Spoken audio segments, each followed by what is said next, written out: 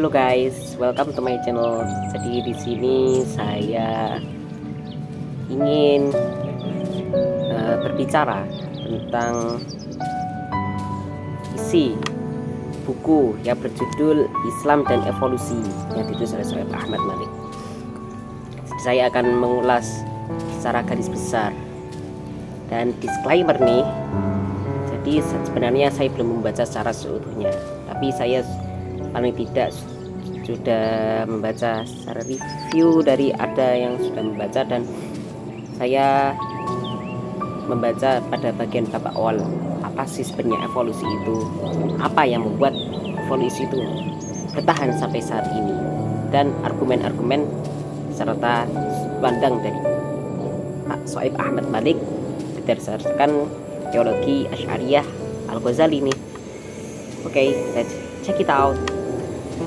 Dalam pembahasannya terdiri dari bagian 1 yang terdiri dari 2 bab, yaitu bab 1 mengulas konteks prinsip-prinsip keilmuan evolusi, bab 2 mengenai bagaimana tanggapan umat Kristen terhadap evolusi.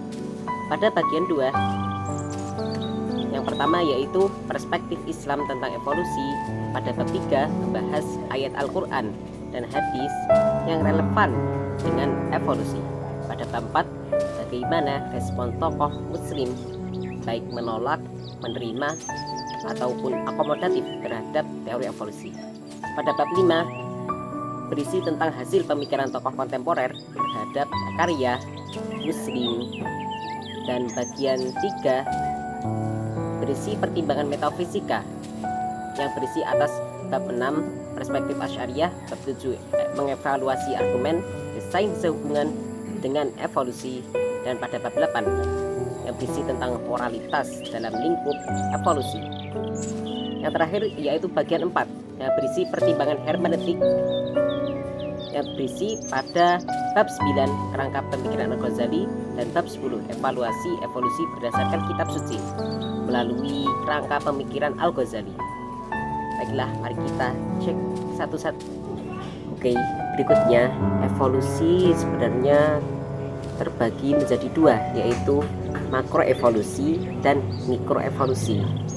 Yang mana makroevolusi dapat dijelaskan bahwasanya dalam satu spesies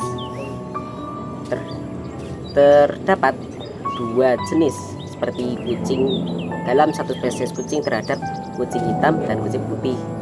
Dan dalam makroevolusi. Oke guys, dalam pembahasan berikutnya proses evolusi itu dibagi menjadi 2, yaitu yang pertama makroevolusi dan yang kedua itu mikroevolusi. Oke, yang pertama mikroevolusi. Dalam pembahasannya mikroevolusi yaitu evolusi yang berkembang dalam satu spesies, seperti dalam spesies kucing, yang mana di dalamnya terdapat kucing merah, hitam, putih, dan sebagainya. Dan dalam makroevolusi yaitu evolusi yang secara tergambar secara besar, seperti perubahan yang awalnya ikan jadi reptil. Seperti itulah gambaran.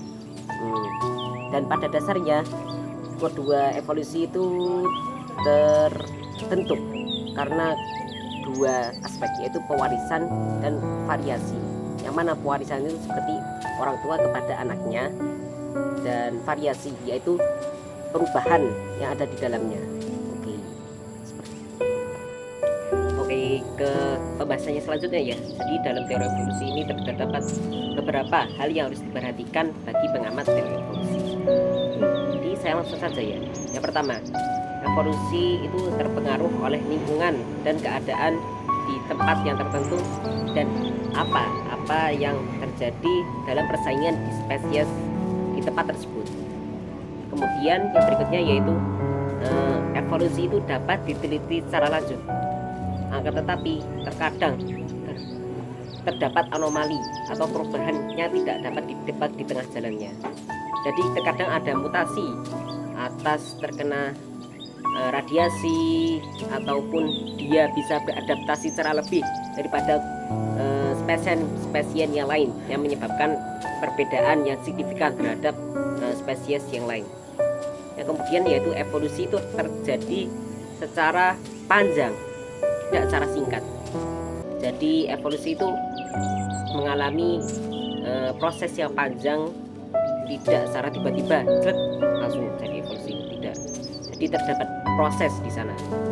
Kemudian yaitu terdapat evolusi itu tidak terjadi kepada semua spesies. Jadi ada yang evolusinya secara cepat, tapi ada juga yang mengalami evolusi secara lambat atau bahkan masih mengalami stagnansi di dalamnya. Oke, lanjut kepada pembahasan selanjutnya. Oke, yang berikutnya yaitu kritik-kritik dan pembahasan yang dalamnya terdapat beberapa keberatan terhadap teori evolusi itu sendiri. Jadi Pak Soeb ini menjelaskan beberapa, ya lebih tepatnya ada 9 kritik atau keberatan terhadap teori evolusi itu sendiri. Yaitu langsung saja yang pertama yaitu evolusi itu hanya teori belaka. Jadi banyak sekali ulama atau pendakwah yang membahas bahwasannya teori evolusi itu hanya suatu teori yang tidak dapat dibuktikan secara ilmiah. Yang kedua itu evolusi tidak dapat difalsifikasi, yaitu teori evolusi tidak dapat disalahkan atau dikritik. Tapi sebenarnya secara bangunan teori atau paradigmanya teori evolusi ini dapat difalsifikasi. Yang ketiga yaitu dalam teori evolusi ini terdapat catatan fosil yang masih banyak celah. Jadi masih banyak penemuan yang terdapat ketidaktahuan atau tidak dapat menjelaskan bagaimana evolusi itu sendiri. Yang berikutnya yaitu ilmuwan tidak satu suara tentang teori evolusi. Jadi ilmuwan mempunyai beberapa pendapat yang berbeda-beda dalam membicarakan teori evolusi. Yang kelima yaitu evolusi tidak dapat menjelaskan asal kehidupan. Jadi menurut mereka yang mengkritik itu asal kehidupan tidak dapat dibenarkan dengan teori evolusi. Jadi menurut mereka teori evolusi itu tidak memenuhi ekspektasi atau penjelasan dari asal kehidupan. Yang keenam yaitu menghapus sifat kemahakuasaan dan maha tahu Tuhan. Jadi mereka menganggap bahwasanya Tuhan itu sudah tidak ada dalam gambaran teori evolusi itu sendiri. Yang berikutnya itu evolusi itu bersifat naturalistik dan ateistik. Jadi teori ini menghapus nilai-nilai ketuhanan. Yang berikutnya yaitu evolusi mengesampingkan moralitas. Jadi di dalamnya moral itu tidak ada dan hanya mengutamakan evolusi itu sendiri. Yang sembilan yaitu Charles Darwin adalah seorang ateis. Sebenarnya setelah melihat sejarahnya Darwin itu, setelah mengalami beberapa peristiwa, sebenarnya Darwin itu ada mengakui Tuhan, tapi beliau itu agnostik. Jadi tapi banyak orang memandang itu masih kompleks sih, masih ya Darwin itu sendiri. Oke, yang berikutnya itu posisi umat muslim yang digambarkan oleh Bapak Soeb Ahmad Malik terhadap penerimaan konsep evolusi yang dapat diterima oleh umat Islam. Jadi setidaknya ada 4 konsep evolusi yang ada di buku Islam dan Evolusi ini. Yang pertama yaitu kreasionisme, yaitu konsep yang menggambarkan bahwasanya segala makhluk hidup itu diciptakan mutlak oleh Tuhan tanpa adanya proses evolusi. Yang kedua yaitu eksepsionalisme manusia, yang mana semua makhluk itu mengalami evolusi, tapi hanya manusia saja yang diciptakan duk dan duk oleh Tuhan.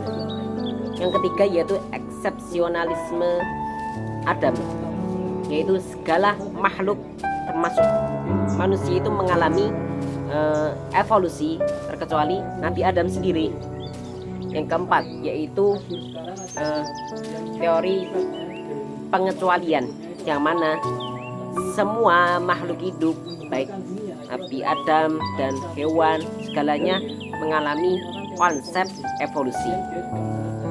Oke. Selanjutnya secara garis besar Pak Soeb Ahmad Malik menggunakan paradigma hermeneutik Al-Ghazali